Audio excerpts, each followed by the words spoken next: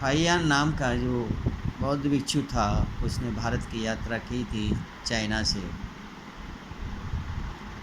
उस बौद्ध भिक्षु फाहियान का नाम, बचपन का नाम कुंग था। कुंग को बचपन से ही उसके पिताजी ने भिक्षु संघ को सौंप दिया था, लेकिन प्रेमवश, लगाववश वो घर पर ही रखता था।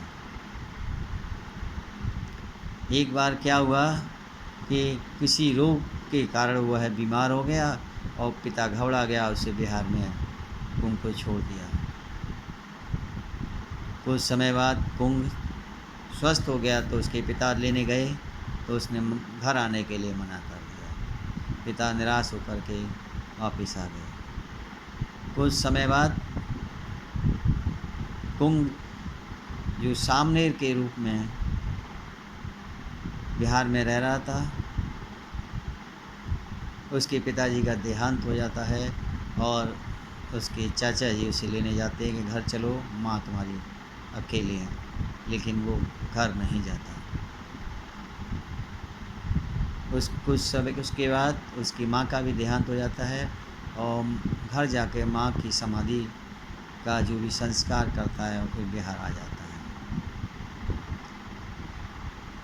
सामने कुंग जो सामने था, वो एक बार बिहार के पास अब धान के 20 भिक्षुओं के साथ, सामनेरों के साथ धान को काट रहा था। तो धान काटते समय कुछ चोर बदमाश आ गए और उसके धान को लूटने लगे।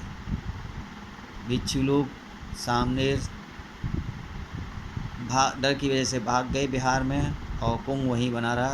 कुंग ने कहा था कि आपको लूटना है, जितना लूट ले जाओ, लेकिन ध्यान रखो आपने कुछ कर्म ऐसे किए हैं जिसकी वजह से आप दरिद्र हो और आज ये काम कर रहे हो, ये इस समय गलत काम कर रहे हो, तो आगे चल के और आपकी क्या हालत होगी, ये तो बड़ा ये सोचने का विषय है।